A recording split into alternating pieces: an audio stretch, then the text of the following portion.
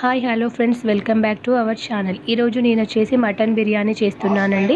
నేనైతే ముందుగా మటన్ని half boil చేసి పెట్టుకున్నానండి. కుక్కర్లో వేసి ఒక 2 విజిల్స్ వచ్చి ముక్క ఉడికేంత వరకు పెట్టాను. డైరెక్ట్గా మనం చేస్తే అది ఉడకదు, సో అలా నేను చేశాను.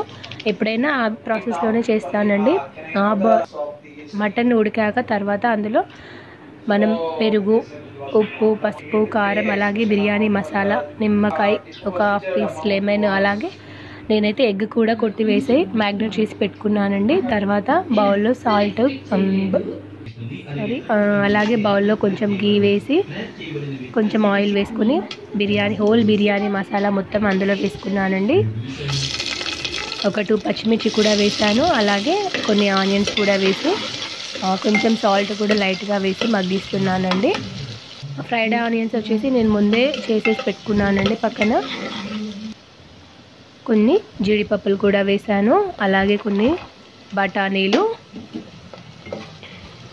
వేసి ఇవన్నీ వేసి రోస్ట్ అయ్యే వరకు ఉంచుకోవాలండి. ఫ్రైడ్ ఆనియన్స్ వచ్చేసి ఫస్ట్ ప్రిపేర్ చేసి పెట్టేసుకున్నానండి నేను. అది కూడా వేస్తే బిర్యానీ అనేది మంచిగా వస్తుంది అన్నమాట.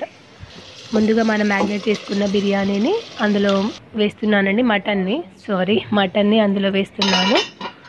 కొంచెం మసాలా కూడా యాడ్ చేశాను నేను, గరం మసాలా. ఇటుపక్క స్టవ్ మీద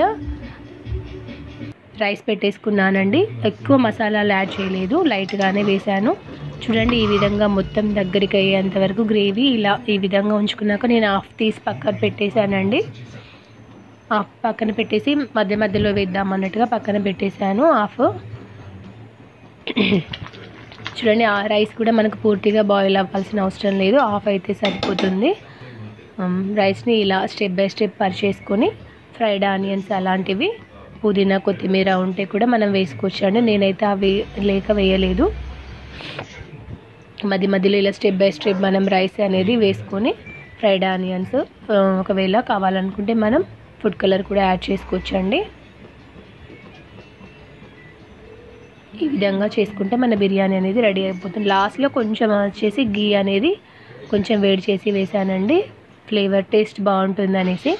చూడండి ఫ్రెండ్స్, వీడియో నచ్చితే కనుక లైక్ చేయండి, షేర్ చేయండి, నా ఛానల్ని సబ్స్క్రైబ్ చేసుకోండి. Thank you.